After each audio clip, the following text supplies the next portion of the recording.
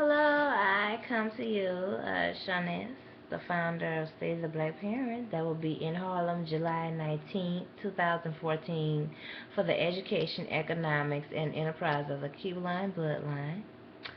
Um, so we're to have a parade, a young developer showcase, and also a roundtable discussion. So do go to our website, www.blackparentsnow.org.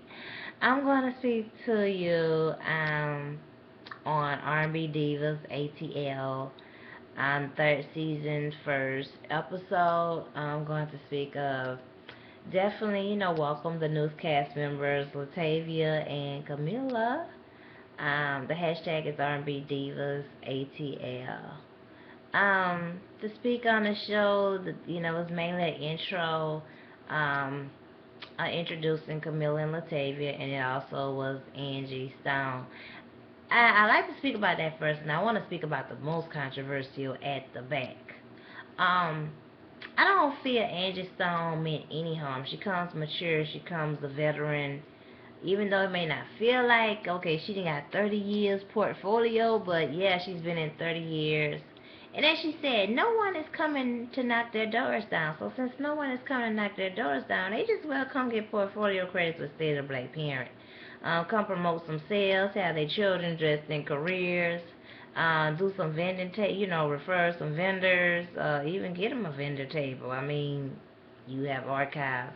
It might feel like an insult to them, but the way the industry is, everything is about right now style, short. It's really short attention span, because I feel back in the 90s that people had a wider attention span. Like they could really name 20 artists off to you, and now when you get into conversation of adults or even the teenagers now, they may only could tell you about two or three people or somebody that they remember now. Like the attention span is not like, okay, you have like 200 to 300 artists come out, and you have at least 20 to 50 artists that are on the top like Billboard's list that they really could name.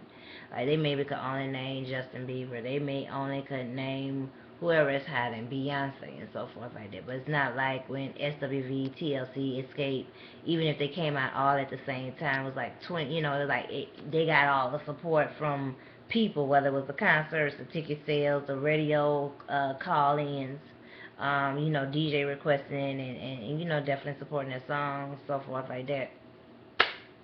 So the attention span is very small day, and they may feel showcase an insult, but I don't feel that Angie Stone came as an insult to them. So definitely, hopefully y'all reach out to be a part of State of Black Parent, and hopefully y'all don't feel that as a generic offer. It is at a grassroots movement, and it's definitely, to encourage our youth to entrepreneurship and definitely working with one another, because as these reality shows, definitely we need to have the young children being able to work more functional with each other. Um, you have all these diverse personalities. It was, a testament, definitely when Kameelah spoke about her child, it was saying her child, well, dang, we didn't even, it was like nobody knew this here. And if you be like wondering sometimes, but they need their privacy, so they couldn't really reach out to the fans. But it was like, wow, we just learned this now. She's been absent all these years, about a whole decade, in what she went through her pregnancy back around 2009 and 2010.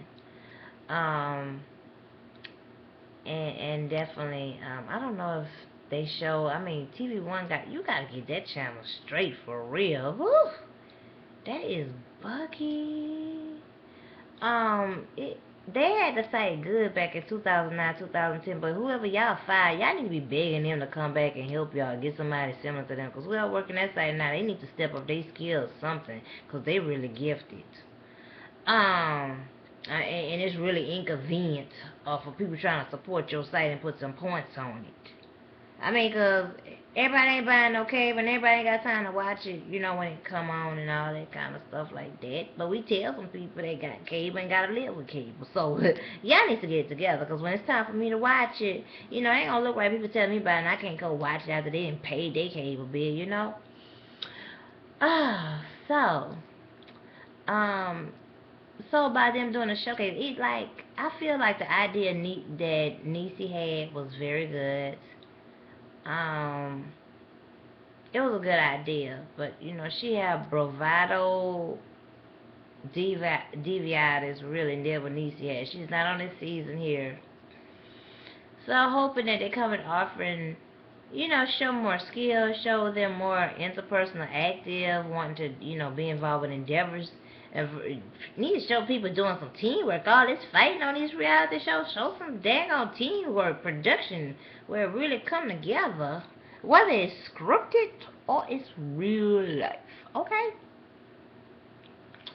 And then you positive people, I mean, you don't watch TV, but y'all be commenting on negative stuff real quick. So, if you want positive stuff on TV, that means those that are looking for positive and that are positive are going to have to more so productive. Because there are deadlines, and you need to support it. That's all to it.